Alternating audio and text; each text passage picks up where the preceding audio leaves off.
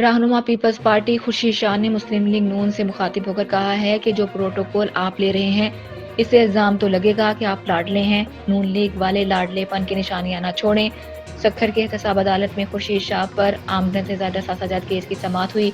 خورشید شاہ، فاروق شاہ اور دیگر نامزد افراد احتساب عدالت میں پیش ہوئے۔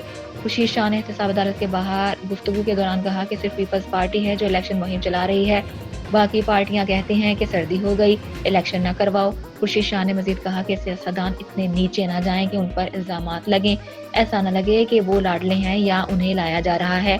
انہوں نے یہ بھی کہا کہ الیکشن میں کسی جماعت کو روکنا نہیں چاہیے، کسی کو لاڈ نہ بننے کا شوق ہے تو بن جائے۔ پیپلز پارٹی کے ترجمان فیصل کریم کنڈی کا کہنا ہے کہ پیپلز پارٹی فیلڈ میں موجود ہے اور الیکشن لڑنے کے لیے تیار ہے۔ ہم نے چاروں صوبوں کی شکایات چیف الیکشن کمشنر کے سامنے رکھی ہیں۔ کچھ مخصوص جماعتیں الیکشن میں تاخیر کی باتیں کر رہی تھیں تو ہم نے الیکشن کی تاخیر اور الیکشن شیڈول پر ای سی پی سے بات کی۔ ہمارے ٹرانسفرز، پوسٹنگ اور ترقیاتی کاموں کے حوالے سے شکایات بھی تھیں۔ انہوں نے کہا کہ الیکشن کمیشن نے ہمیں مثبت جواب دیا ہے۔ سوشل میڈیا پر الیکشن مہم نہ چلانے دینے کا خدشہ بھی ای سی پی کے سامنے رکھا ہے۔ پیپلز پارٹی کے ترجمان نے کہا کہ جس کو بھی عوام مینڈیٹ دیں گے ہم اس پارٹی کو سپورٹ کریں گے۔ لیول پلاننگ فیلڈ میں صرف الیکشن کمیشن نہیں، صوبائی حکومتیں بھی آتی ہیں۔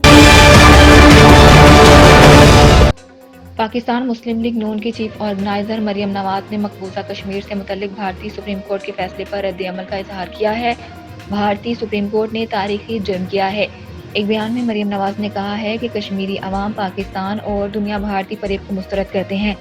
بھارت سو ناٹک کرے، جموں کشمیر کشمیریوں کا ہے اور رہے گا۔ انہوں نے مزید کہا کہ بھارت کے کشمیریوں کو غلام بنانے کے تمام ہتھ کنڈے ناکام ہو چکے ہیں۔ تنازع جموں کشمیر پر اقوام متحدہ کی قراردادوں اور عالمی قانون کا اطلاق ہوتا ہے۔ کشمیر کے عوام کا آزادی اور استصواب رائے کا حق نہیں چھینا جا سکتا۔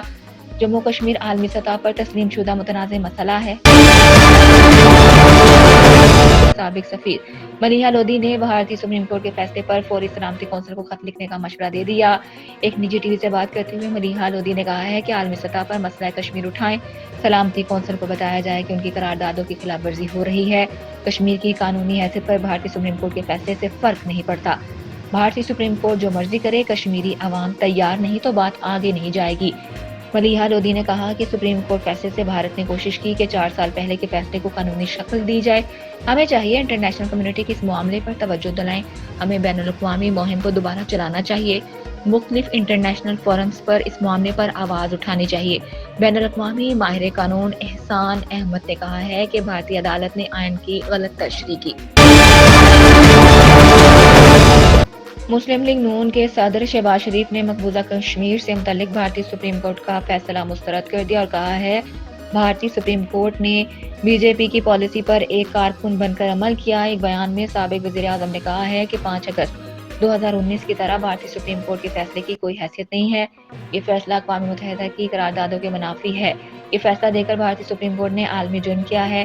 عالمی قانون اقوام متحدہ کی قراردادیں جموں کشمیر کو متنازع خطہ تسلیم کرتی ہیں۔ عالمی قانون سلامتی کونسل کی قراردادوں کو بھارتی عدالت اور حکومت کا اقدام ختم نہیں کر سکتا۔ بھارتی سپریم کورٹ کے کہنے سے اٹوٹ انک کا جھوٹ سچ نہیں ہو جائے گا۔ سابق وزیر اعظم کا کہنا ہے کہ ایسے معتسب فیصلے سے جدوجہد آزادی مقبوضہ کشمیر میں تیزی آئے گی۔ کشمیریوں کو ان کی آزادی سے محروم نہیں کیا جا سکتا۔